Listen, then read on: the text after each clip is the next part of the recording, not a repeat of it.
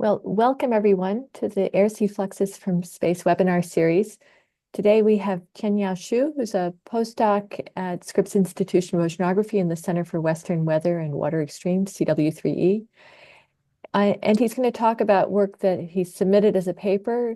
The talk is titled "The Modification of Air-Sea Fluxes by Quasi-periodic Sea Surface Temperature Structures in a Cross-Gradient Scenario." So take it away. Okay, thanks everyone for coming, and thank you, Sarah, for giving me the opportunity. And I'll just jump in. And I think it's the easiest to start with maybe a photo, an image of SST snapshot. So this is SST snapshot like January 1st, 2024. And you can see there are a lot of structure over here. And if you just filter out the low frequency, so I only detrended the entire photo, and then you get this quasi-periodic SST structure, and you can see this is like cold and warm anomaly are very large. Sorry, just by the way, this is near crucial current, so you can see the amplitude, the peak to peak amplitude, can be like as large as almost 6 Kelvin. So this is a fairly large amplitude within a few degree. And on the right, it's just to show you there's no, it seems like there's no preference of the wave number the structure. It looks like there's some preference over here, but if you do the analysis, you don't really see one. Yeah, so that's kind of the motivation. So what is the response of atmosphere if just go through these kind of wavy structure, SSE structure over the ocean over here? And it's interesting is because we're kind of downstream.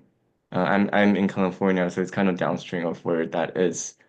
Um, and one reason that I started this is because an atmospheric river, uh, where I study here, is kind of important in California, and there are study pointing out that if you have the ocean fronts, then you kind of energize the atmospheric river, so you get more intense atmospheric river. So it's kind of raised our attention. So we look into the literature. Apparently, this is a ton of study over things like this. So one, I just put a review here that Sale et al. 2023 give a really good review of the current status. And and what's the most important for this study is that SST fronts basically increase the moisture ventilation. So that's the Liu et al. Paper 2021. And it is found that it definitely changed the storm track location because it modulates the lower level circulation and the heat fluxes. And anything you perturb that, you probably change storm track in some way. But the question here is like, how exactly do they modify these momentum fluxes? And yeah, and I think a lot of study are very realistic simulation, which is good because we don't really have a lot of observation. But I'm kind of just curious what it would look like in a very idealized scenario. And so actually, there are two mechanisms actually out there. It's like from the literature in the past, but a really good put them together work is by Chu and Schneider, 2015. It's a very theoretical, but I think it's well written. Of course, they'll follow up to kind of verify their theorem. I think it's 2020, 2022 something. Um, but I'm kind of following this branch of thought. So one is the baroclinic pressure gradient mechanism, and the other one is the vertical mixing mechanism. And so just quickly demonstrate what that look like. So first of all, you have this warm SST anomaly over the ocean. And the next thing directly you might think would happen is that you warm the atmosphere. So air expand. So uh, you thicken the atmosphere over there. Yeah, so this is isobaric level. And then what happened is that this pressure gradient will drive this kind of response, circulation response. So this gives you a convergence right above warm SST anomaly and divergence out of phase of that. And the other one that's in parallel, which turned out to be kind of more commonly seen, is the vertical mixing mechanism that typically you have faster wind in the free troposphere. And then if you have SST anomaly over there, it's warm, then you just enhance the turbulent mixing. And this turbulent mixing basically um, downward propagate these momentum to the surface. And what the outcome of that is very distinct from the other mechanism where the convergence and divergence are out of phase um, of the SST pattern. So there is and actually in this paper, 2015, they're directly, you can separate them. And here I'm just saying that in the reality, they're all mixed. So they all happen at the same time, and the scale and under what condition it happened, you can kind of imagine that, but I'm going to just test this in the simulation. So, oh sorry, here I just like noticed the phase relationship between the surface wind and SSD. Yeah, and this is you can use that as indicator of which one probably is dominating the response you're seeing and which one is not. Yeah, and the experiment is very idealized. It's actually I'm using WRF, um, which is very common use in atmosphere model, and I'm prescribing the SSD, and the resolution is 100 vertical layers within the troposphere, and the resolution is 2 kilometers, and the domain length is 2,000 kilometers versus 2. So what we're looking at is like I'm designing a kind of 2.5 dimension because it's only X and Z. It's cross section, but with periodic in both X and Y. So effectively, it's symmetric. You know, you can have a um, say Y direction flow, but without a wall. But it's like there's no structure in there's no asymmetry in Y direction. So it's all just like X and Z 2D, but allowing the meridional flow. And on the right is just the initial profile that we're enhancing. But the idea for the profile is just I have a certain degree of stability that kind of restrict the surface layer. And we use the model hierarchy. And the here hierarchy, I mean, I use a full model, which means everything is on radiation and moist process. And on the right is I use a simple model, which I turn off the moist process and I tweak the code so that even it is ocean surface has the same roughness, length or anything, but it just doesn't evaporate. So there's no latent heat flux. And yeah, and the originally moisture in the atmosphere won't do anything. So in order to test if our response is okay, is robust, we have three different boundary layer scheme. And these are three are very typical being used among the atmosphere community. And the forcing here is SST. There's a mean, but what we'll be looking at is the structure parameter. So structure means the amplitude delta SST, and L is the length wavelength of it. And we just have different wavelength. So you have different kind of, say, SSC gradient or the number of um, periodicity within 2,000 kilometers. Yeah, and here very quickly we run into a response. So this response is like we're running for 15 days and we kind of just took 5 to 10 days after it started to stabilize. And I'm going to lead you through how to read this figure. So the top one is the cross section. So this is X, and this is and Z, and this is the map of, sorry, the shading is the vertical velocity. So you see this kind of mountain wave-like structure, and the contour, the black thick contour and dash one are the anomalous turbulent kinetic TKE over here. And the magenta line is just the diagnosed boundary layer height. Yeah, so you can see a lot of response is restricted into the surface and it just propagate to higher level. And beneath is just the x, sorry, it's SST as a function of x. So and delta here is because I actually conduct two parallel experiment. One is the one with SST is has structure and the other one is SST is flat. So I just take the difference between them and I call it response. So everything plotted here is delta.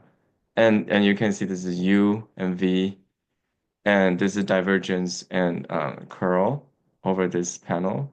And this is the water vapor. And of course there's no sorry. Oh yeah, there's no response over here. Dashed line is what happened in the atmosphere. And yeah, so solar line and just diagnosed from the ocean, but there's nothing in the atmosphere. And this response looks um kind of what we understand as the vertical mixing mechanism because you see where SST is warm up like over here, then you have it sort of have a positive anomaly of the wind speed. Um, and where it's cold, you have a negative anomaly. So this is kind of you can just imagine it's very much vertical mixing dominated, but with a little bit phase shift like over here because the nodal point for the wind speed does not exactly overlap with the SST, nodal point. So there's definitely some baroclinic pressure gradient mechanism right there, but right now it seems like it's dominated by the vertical mixing. And this is just a dry simulation, so there's no moisture involved in this one. So what happened if you have moisture and all those convective process coming in? It looked like this one. So this is the same. It's very turbulent. You can see I would say chaotic. But in the free troposphere over here, you see a lot of structure and there are a lot of because the wind is pushing all the convections and moving to the right. So they're actually moving very fast and you see these high structure. And but near the surface, um, you can still see these two sorry, like this wavy structure of the TKE anomaly, and they kind of resemble this up to some certain modification. And and you can see the air temperature is a dashed line here. It sort of follows. And the point here is that if you just look at the wind temperature and divergence. And you can see they sort of resemble a lot. Even, there are a lot of wiggle and divergence because, there are clouds like convection going on. But a lot of the magnitude, even the magnitude and the phase shift are pretty much following the dry simulation. So that means even as complicated as the cloud physics are, the surface response is pretty much explained a lot by the dry dynamics. So I'm kind of surprised to see, um, they don't really differ a lot, like in this way. Of course, in the atmosphere, they change. There's more loss of TKE. You can see the shrink um, of the boundary layer, and the magenta line just go shallower and you get larger response in the negative TK side. So definitely there's more kind of momentum drag, oh sorry, slow down in the free troposphere, but it doesn't really change a lot in the boundary. So this is one of the takeaway. And the next one is just so this is just to kind of diagnose to see if we force the system with the length scale of L, which is prescribed SSD.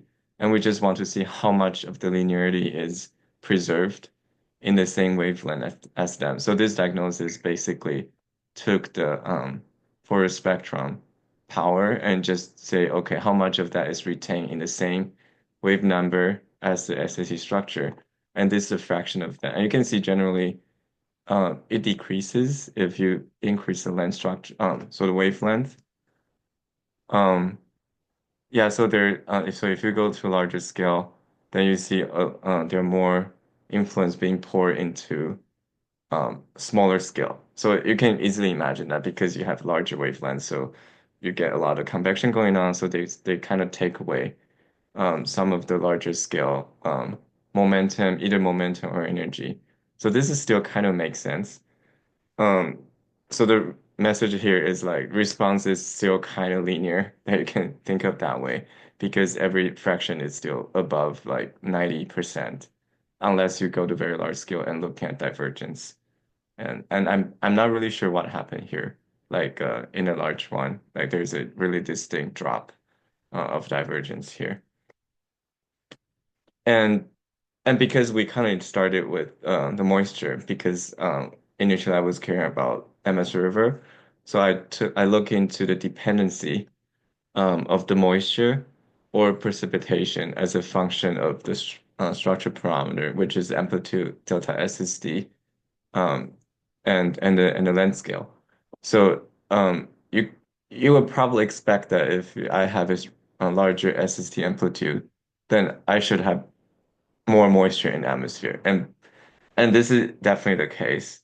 Although it is not very, I wouldn't call it very obvious because there's a large spread of the error bar uncertainty over here. And this is true across three different schemes. And you can see there's a like super fast jump, like sharp jump in MIJ scheme. Or later on, you will see these kind of jump when we go from no amplitude to a little bit of amplitude. And I believe it's because it's a perfect simulation, sort of very idealized simulation. So if there's no SST, it is complete flat. There's no turbulence. So if there's just a tiny bit of amplitude, then you suddenly just activate all these turbulent processes. So there is a distinct region. Kind of zero is actually kind of a singularity point. You can kind of think of that way. Um, but since I already run this simulation, I think it's interesting to kind of plot it out. So you'll see these kind of jump. But the behavior of IWV is sort of expected. The larger the delta SST, the more moisture in the atmosphere. And this is kind of similar to what we expect in the L length scale because I think typically literature talk about how the stronger the response, sorry, the stronger the SST gradient, the stronger the response. So you would definitely expect that wavelength, when it shrink, you just got a strong SST gradient, then you got more efficient convergence divergence pattern, then you pump more moisture into the atmosphere. Um, but this is also not very true if you just talk about the wavelength. So I think that I just noticed it literally a few days ago that if you have a larger wavelength, um, precipitation actually increases. Even, there's still a large error bar, but I'm not sure of what happened to precipitation. But there is no really dependency on the delta SST. So the amplitude doesn't really matter in this case for the precipitation, but it does matter for how much vapor is retained in the atmosphere. And the reason for that, I think there's hint in the previous paper is that most of the moisture is pumped into the higher level. So even though it's equilibrium, you kind of maybe you pump the same amount of moisture from ocean to atmosphere, but the um, amount of water vapor can be retained in atmosphere is different. And then the next thing we kind of try to understand, it's actually what we initially set out to understand, is the fluxes. So we utilize the um, sensible and latent heat fluxes, and then and the momentum, and this is kind of what is used in WRF, how they compute that.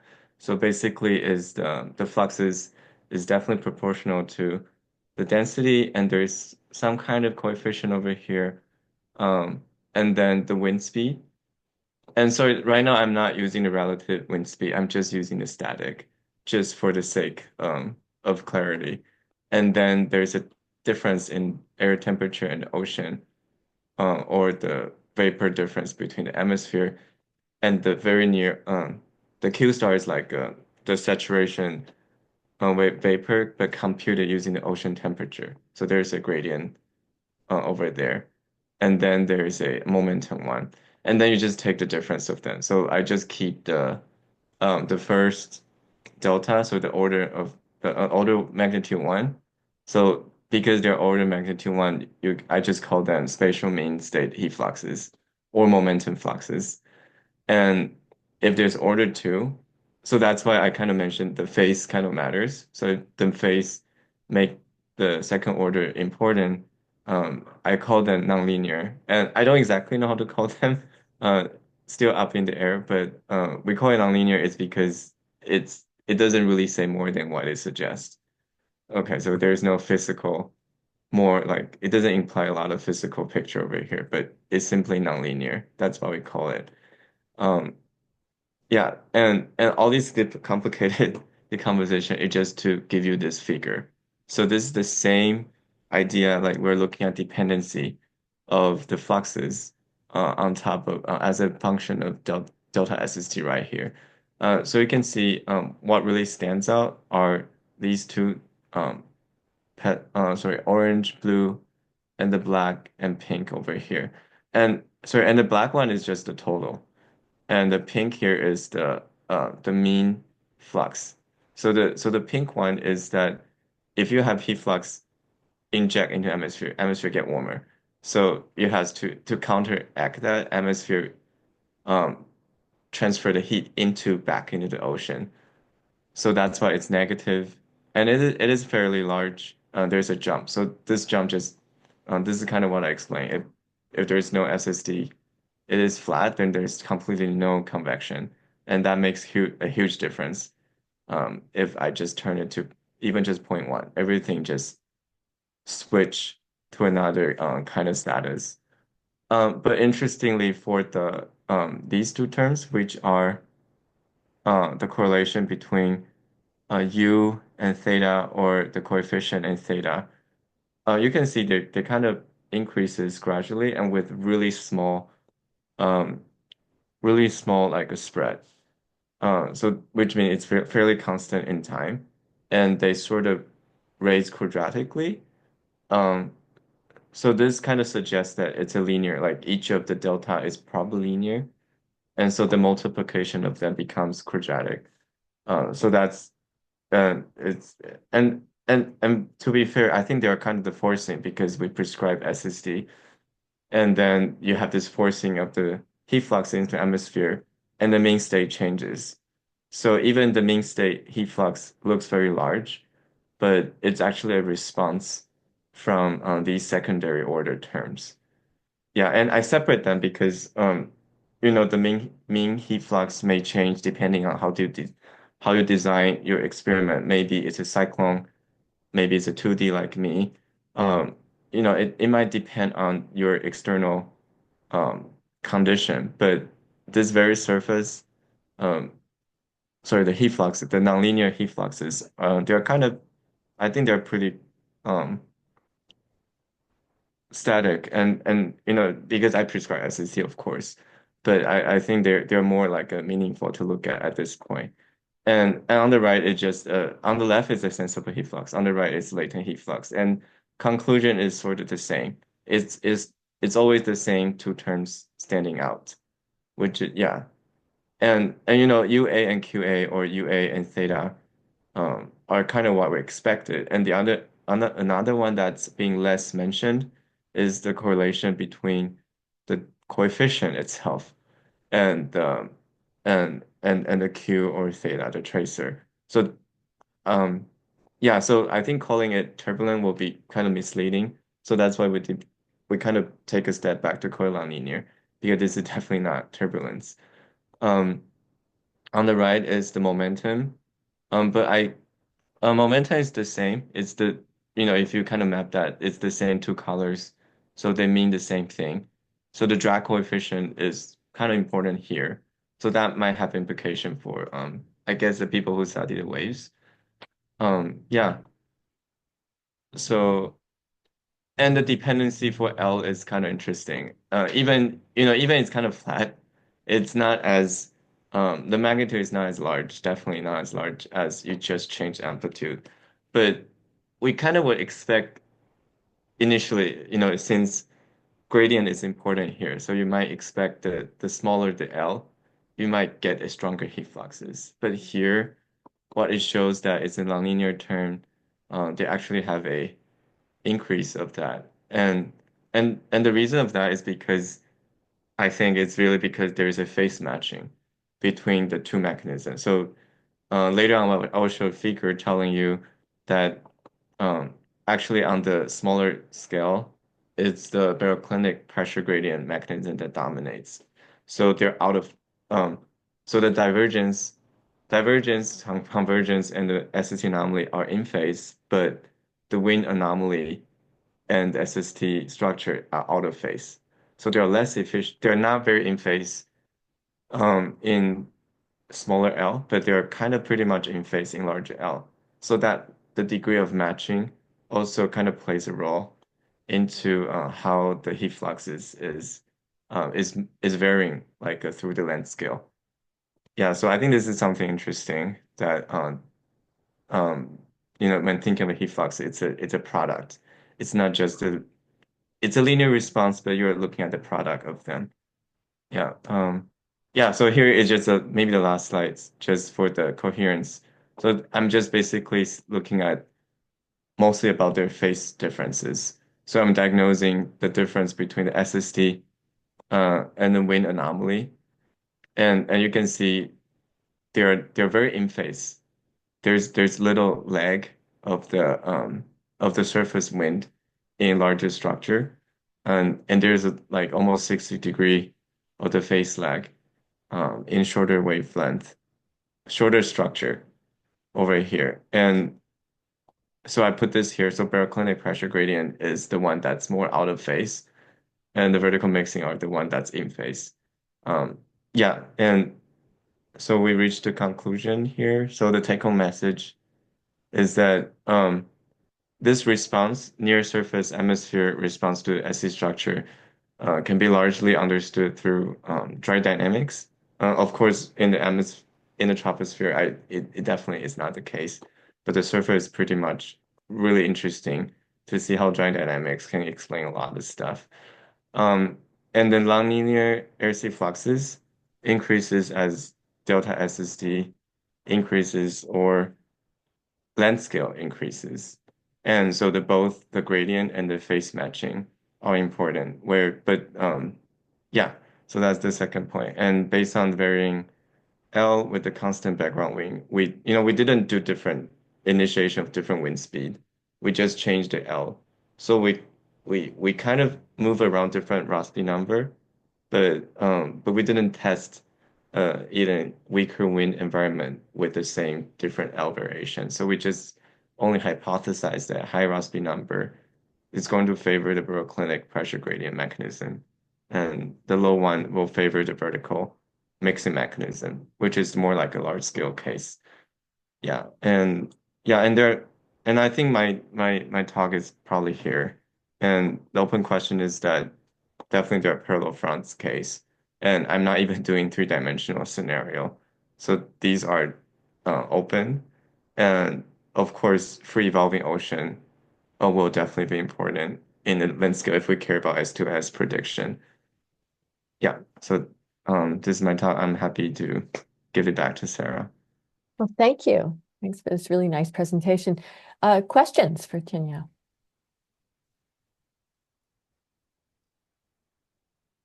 And maybe while people are thinking, I'll just start things off. You, in your third bullet here in your take-home message, you point out the role of the Rossby number. I wondered if there's a scale related to the Rossby radius, either for the ocean or atmosphere, that might control some of that transition from baroclinic to vertical mixing. Yeah, I think there are like different. I think the other papers they tend to use this like local Rossby number. Um, and and I think Rossby number is not enough to describe this because I think in Chu and Schneider's paper, and even intuitively, you would think the vertical since vertical mixing is kind of a role here, and Ekman flow will be definitely be important here. But these diagnoses of Rossby number or deformation length, they don't really have this vertical measurement over here. So I think maybe there should be a additional, just even the Ekman number will probably be, even maybe it'll be eventually be a way to diagnose the relative importance between the time scale between the horizontal advection and the vertical diffusion. Yeah, I think I'm just repeating something from Schneider's paper. Yeah, but I think the idea of Rossby number is just is first step because that's kind of what most people understand. But I think the vertical has to be considered in some way.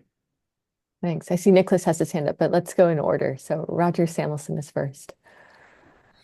Oh, I was just going to ask about this same point number three here. I guess it's been a while since I've looked at the pressure gradient mechanism, but I thought that there actually was no spatial phase difference between these two mechanisms and that it wasn't possible to distinguish on that basis. Have I gotten confused on that? Um, I think, sorry, when I say these two mechanisms, I sort of follow.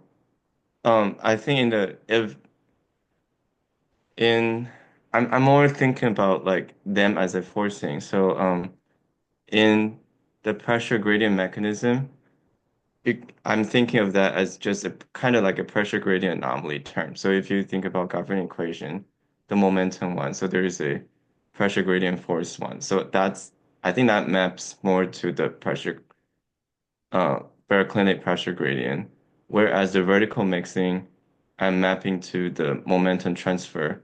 So that's like a vertical diffusion momentum. So in a linearized theory, they're kind of just two distinct forcing, even though the response is mixed together. But if the entire system is sort of linear, then you can definitely separate a response that's completely due to forcing A and forcing B, which right now I'm referring to as mechanisms. I don't know if that makes sense to you. Yeah, I think what you're saying makes sense. I guess I just think maybe it would be worth looking a little more carefully at that change in the phase with length scale because well, it's not so clear to me that can it be attributed to this difference. Okay, yeah. Yeah, I think that makes sense because I think that I can only attribute it maybe the relative importance, but the absolute importance, I don't know exactly how to measure that. Yeah. Yeah, okay. Nice talk, by the way. Lots of interesting material there. Well, thank you. Yeah. Um, Next up is Shikar. Hi, Tien. Very nice I, talk. Uh, I have two questions. One is with this L. If I understood correctly, you put this sinusoid delta SST times some one single sinusoid, right? So yes. would your results vary if you had instead of just putting a single sinusoid, had put noise based on the spectra following the same power law as you showed in the first slide? Um, yeah, I think definitely it will be different because it's generally nonlinear.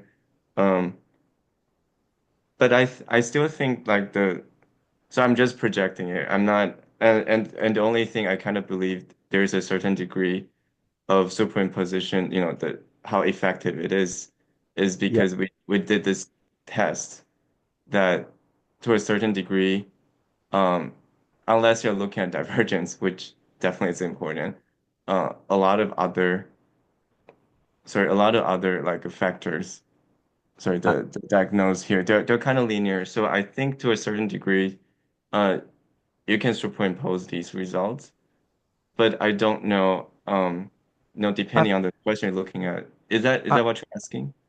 I'm thinking like if the spectra the spectra is decaying at some slope, I think the result would vary very highly if the slope of the spectra is more flatter than if the slope of the spectra is very steep. So In my mind, I'm thinking like if the slope of the spectra is very steep, then it would appear like a single sinusoid go to more near Mm-hmm. towards single sinusoid, and if the spectra is kind of like flatter, then it would definitely influence the results that you're showing here. That was what I was thinking, and I don't know if you have any views on this.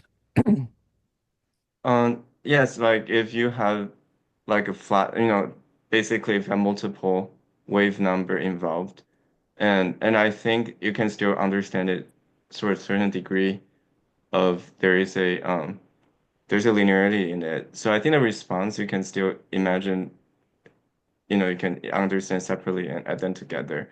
But it'll be interesting for the heat fluxes, especially for a nonlinear one, because when you have it's a product of them. So then you will see a multi. But you can kind of imagine if the result is sort of linear, but you have two wave number of two structure, and then you multiply them together and take the average. Then you will selecting um, the wind anomaly and SST structure if they are not the same wave number, it will have no net effect. So in the end, it will be a square sum of the individual like SST structure wave number. Um, yeah, I think I do believe to a certain degree it is applicable to think of it linearly. Um, yeah, so that's why I'm doing this. So I hope that still answer your question. Yeah, okay, thank you. And I have a small minor question with the slide 7. Um, I think it was, yeah. So MYJ seems very different than MYNN25 and YSU. Can Yeah. you tell me about like why it is so different? Like why is it like it's not even within the error bars? Yeah, actually I don't know. And I look in the literature, MIJ is supposed to behave similar to MYNN. This MY they stand for Miller-Yamada, so it's like the turbulence scheme in atmosphere, and 2.5 means it's a 2.5 layer like level closure, and this J is this person who wrote the code. So MIJ, I don't know, they're supposed to behave really close to each other. So I don't know why that's the case. Mhm. Okay, thank you. Next, Nicholas. Well, thank you very much for the talk. Can you go to the conclusion slide? I also have a question about the Rossby number. Uh, Okay, so you're saying that the vertical mixing is at low Rossby number and the baroclinic pressure is at the higher Rossby number. And I was thinking of it as exactly the opposite way. And the reason that I think of the vertical mixing mechanisms is depending on an imbalance between air temperature or moisture in your case also and the sea surface temperature. So as you have very strong advection, air temperature cannot respond, and you only have SST, and you have a maximum air-sea temperature difference, meaning the air-sea fluxes, mhm, maximum buoyancy fluxes at the surface, and therefore maximum pressure gradient, maximum vertical mixing mechanism. Versus in the very low Rossby number, when you have no advection, the SST imprints itself on the atmospheric moisture and sea surface temperature. And therefore, since there's a complete imprint on the boundary layer SST and air temperature, on the boundary layer air temperature, therefore you get maximum response in the pressure field. Of course, at the very large scales, there's no pressure gradients, and so there's a natural decay of that response. But overall, in terms of extreme cases, I would certainly think that the vertical mixing mechanism dominates at the higher Rossby number where advection is dominant. So why is that yours? I don't understand why yours is different. um, sorry, can you go through again, like why? Okay, let's Maybe start just stay with the from. vertical mixing mechanism. So vertical mixing mechanisms requires that you have large buoyancy fluxes at the air-sea interface, right? Okay. Large buoyancy fluxes, they will destabilize or stabilize the boundary layer and therefore impact the vertical mixing in the atmospheric boundary layer. Yes. Okay, and you have largest air-sea differences in the fluxes, in the buoyancy fluxes, when the air temperature in the extreme case cannot respond to SST because an air column moves over the SST field too fast. Right? So the air temperature in the extreme case, if you have infinitely strong advection, the air temperature simply cannot respond, and you have the largest response of the air sea temperature difference, which I equate with the air sea fluxes. But isn't that if you have a large sort of say, so I'm still thinking not in the gradient, but in the structure. So if there's a large warm patch of SST, then the larger the patch is, the more likelihood the ocean is going to. How about large patch means large scale? Or, yeah, larger Overall scale, like phenomenon. larger scale of SST, then there's more chance for the same air parcel to gain the kinetic energy, sorry, the turbulent kinetic energy from the surface. Yeah, but And the then that turbulent brings down energy the is a function momentum. of the fluxes. So you need the buoyancy fluxes at the S interface. So if the L is very large, meaning for a given speed, an air parcel spends a lot of time over as it goes over that field.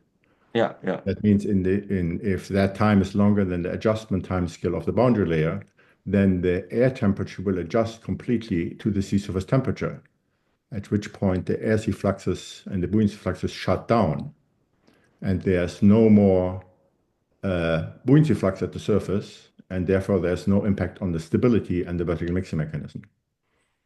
But isn't that I think you're right about the air sea temperature difference will be smaller. Yes. Definitely because you're just moving, you have more time, so they adjust to each other. But Right. isn't that in that case,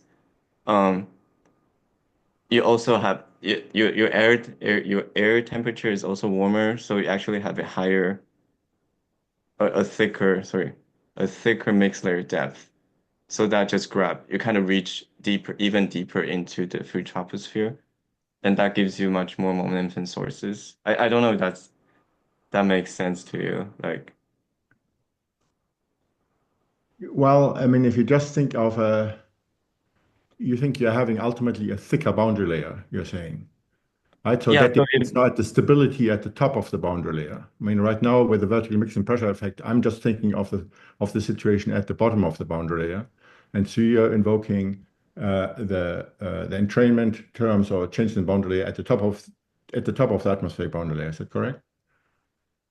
yeah, I'm saying the entrainment from the top of top of the atmosphere boundary layer, that how deep it can reach into the atmosphere. I think it's also important in how much momentum it can be transferred to the surface.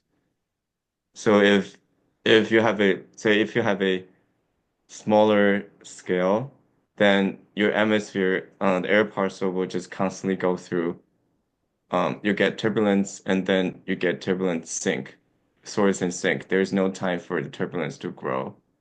Okay, So but that's a different time scale now. I mean, it's correct if you go fast enough, then the atmospheric turbulence in the boundary layer cannot change. So we're now yeah, switching to two adjustments if of both the the thermal adjustment of the boundary layer and the momentum adjustment of the boundary layer. Both of them have adjustment time scales associated with them. yeah, So so if it moves very fast, that literally means the atmosphere turbulence will feel nothing from the ocean. So it won't have any variation. Then vertical but that is kind of what then the vertical pressure will mixing. neither, right? If you have basically if the turbulence doesn't even respond, then the air temperature can respond, the atmospheric pressure cannot respond either, right? The thermal adjustment time is certainly longer than the turbulent adjustment time in the boundary layer, right? But there is but do you think like since atmosphere the temperature is more direct attached to the ocean? Yeah, so yeah, I think you're right. But I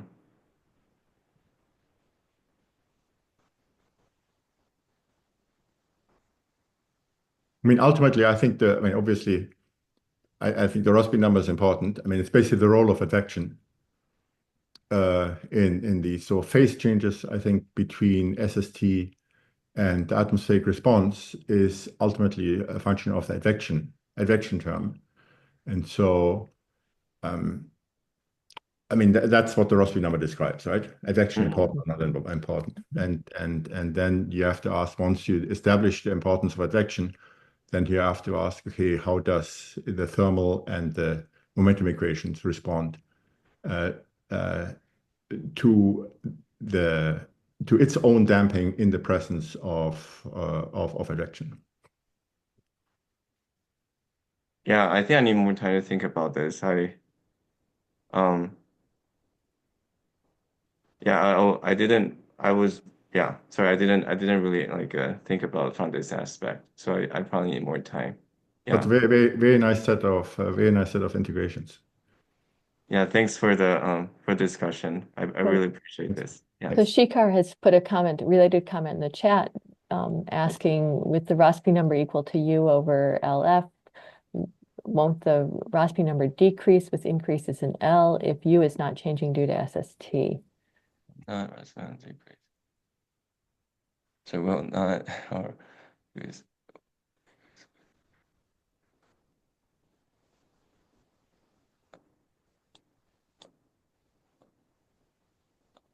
sorry, I'm not sure if I understand the question. Like if Shikar can speak up. I think it's just pointing out the basic relationship that defines the Rossby number. I was thinking about Nicholas Snyder's comment with varying L on the take-home message in point two. You're saying that with varying L, constant background wind, with high Rossby number favors baroclinic pressure.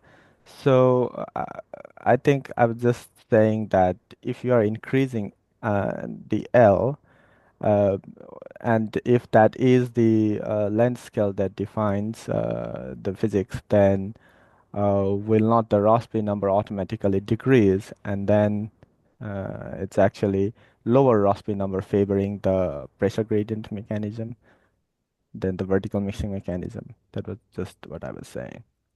That's what I'm saying, right? Lower Rossby number Yes, pressure, higher Rossby number vertical mixing, correct? because you have higher L, and then the advection is not changing, so U is the same.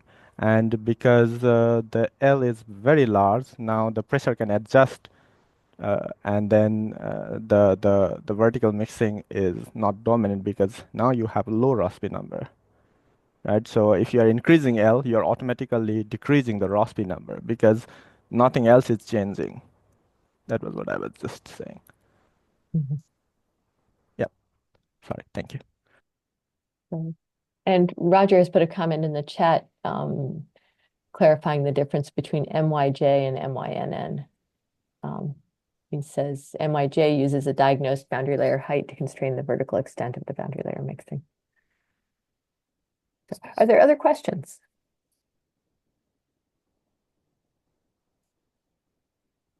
If not, but I'm a little confused because I thought MIN also used a diagnosed boundary layer height. I don't know if that's like 2.5 or 3, like one of them. I remember I read the code and there is a specific function that it diagnose a yeah, I think I'll just go back and look into the code just to check that.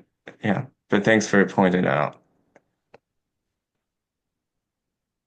so I guess thinking about the differences of opinion maybe about what the response should be for the baroclinic pressure gradient mechanism versus the vertical mixing mechanism. And given that this is an air-sea fluxes from space webinar series, I'm wondering what the implications are for the observing system requirements. Is it enough to wish for SST and surface vector winds, or is there something else that would be needed to really fully diagnose this? What sort of resolution would be needed? So maybe that's an open question for a lot of people.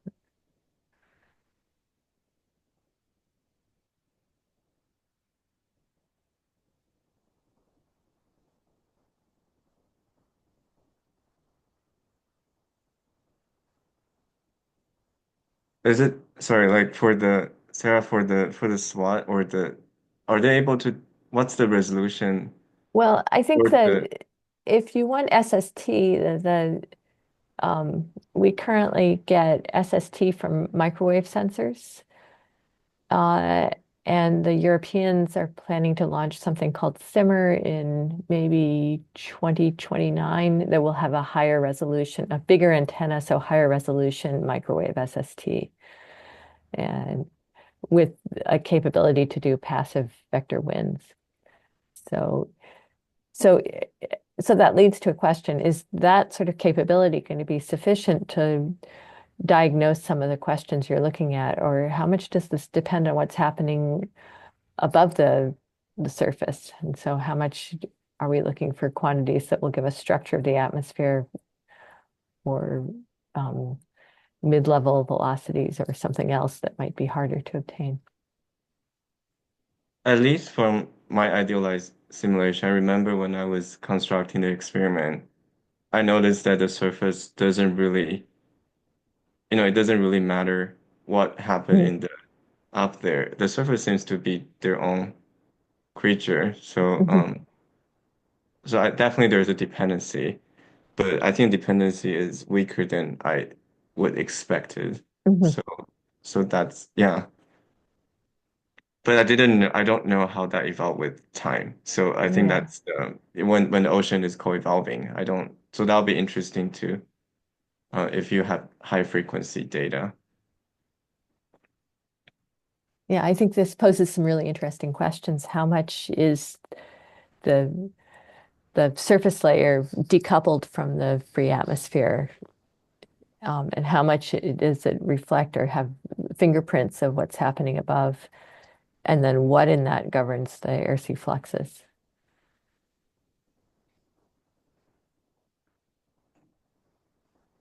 So lots of questions, maybe. Sarah, in response to your question about what you need to know, I think is exactly what Tien-Yiao points out. I mean, the moist processes, I think, are key, as we all know, for the fluxes. So you need moisture in the boundary layer. So if you can somehow constrain that, that would be just absolutely outstanding. Yeah, so that's a desire for some sort of atmospheric sounder that would provide humidity as a function of height. Correct. And that's also something that's been under discussion. So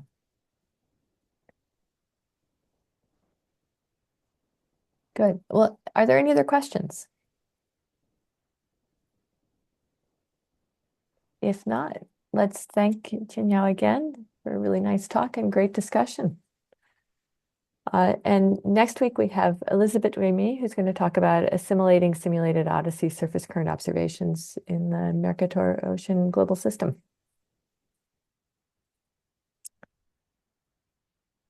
Thank you, Sarah. Thanks a lot. Yeah.